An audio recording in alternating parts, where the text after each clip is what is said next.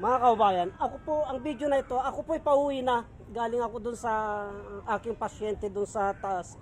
Pero nadaanan ko itong gayabano na ito at kukuha ko ng gayabano. Kasi masyado pong malabo ang aking paningin, nanghina po ako mga kaubayan. At ito po ang gagawin kong tiya pag uwi ko. Kaya kukuha muna ako nito, kukuha muna ako nito mga kaubayan para maipaliwanag ko po kung ano yung mga kakayahan niya o benepisyo na ating nakukuha.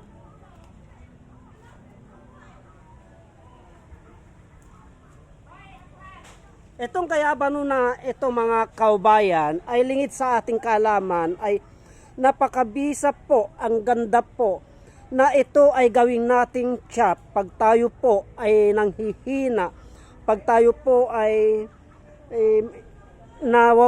mahina yung ating memorya, mahina yung ating mga katawan, pag tayo po ay napapagod, pag medyo nanlalabo po ang ating mga mata, katulad po sa akin, ay ugaliin nyo pong uminom ng ganito mga kaubayan, itong gayabano.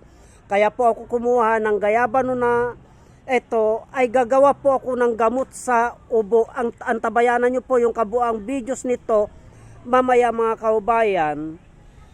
Kasi meron pa pong kasangkapan ito na aking sasangkapan ko pa po ito ng oregano at lagunde para sa ubo. Kasi ito ang ginamit ko nung isang araw na pinanglunas ko sa aking ubo mga kaubayan. Itong gayabano na ito, oregano at lagunde. At ito din po ang ininom ko, pinakatsak ko po kasi medyo nang hihina po ang aking mga paningin, yung aking mga ugat-ugat dahil stress nga po ako. Medyo nablablang ko po yung aking isipan, kaya napakaganda po itong gayabano na ito na inumin po natin, gawin po nating tiya.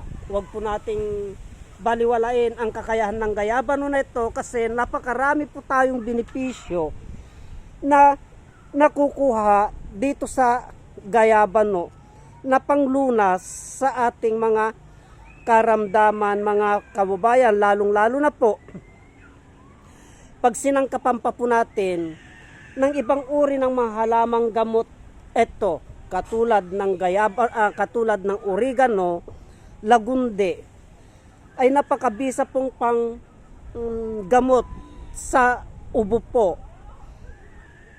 Sangkapan po natin ng tangkay ng ampalaya, yung makakapit na ubo po ay kayang-kaya pong lunasan nito basta't nasa tamang proseso po lamang ang paggamot ng halamang gamot na ito, itong gayabano. Marami pong salamat.